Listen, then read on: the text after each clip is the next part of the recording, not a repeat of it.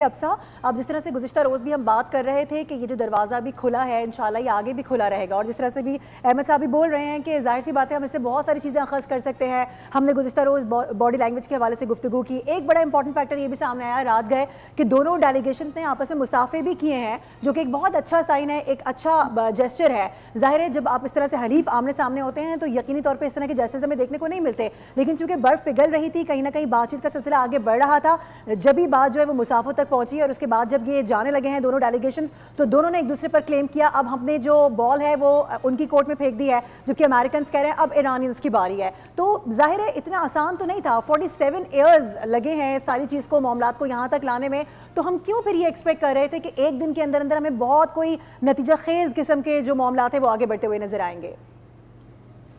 बिल्कुल ये एक्सपेक्ट तो नहीं किया जा रहा था कि पहली मुलाकात में ही जो है वो कोई मुआहदा हो जाएगा,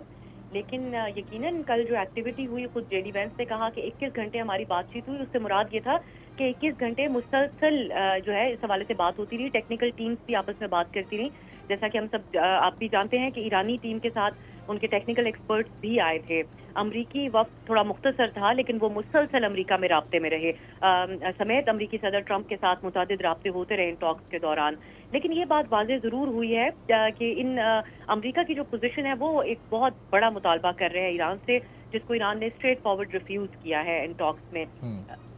सिर्फ कल जो है वो सिर्फ अमेरिका और ईरान आमने सामने नहीं बैठे, बल्कि पाकिस्तान की जो सालसी कर रहा था, पाकिस्तान के प्राइम मिनिस्टर ने ईरानी वक्त से भी एक मुलाकात की, फिर अमरीकी वक्त से भी मुलाकात की, और यकीनी तौर पे दोनों को एक पैगाम दिया होगा कि किस तरीके से एक मुस्तकिल मुआहदे की तरफ या एक संजीदा मुज़ाकरात की तरफ जाया जा सकता है, किन पॉइंट्स पे दोनों फरीकैन सोच रहे हैं वो, क्योंकि पाकिस्तान का काम पैगाम रसानी का रहा है इस सालसी के सिलसिले में। लेकिन अमरीका जो मुतालबा कर रहा है, जो भी वजाहत हो गई हमारे सामने जेडी वैंस के बयान से, वो ये कहते हैं कि ईरान एटमी हथियार न हासिल कर सके, यूरेनियम इनरिचमेंट जो इनरिच्ड यूरेनियम है वो जिस तरीके से ट्रंप कहते रहे कि वो हवाले कर दे, और एक ऐसा मुआहिदा करे मारूफ, जो एक आज मुझे क्लैरिटी मिली है इस मुज़ाकरात के बाद,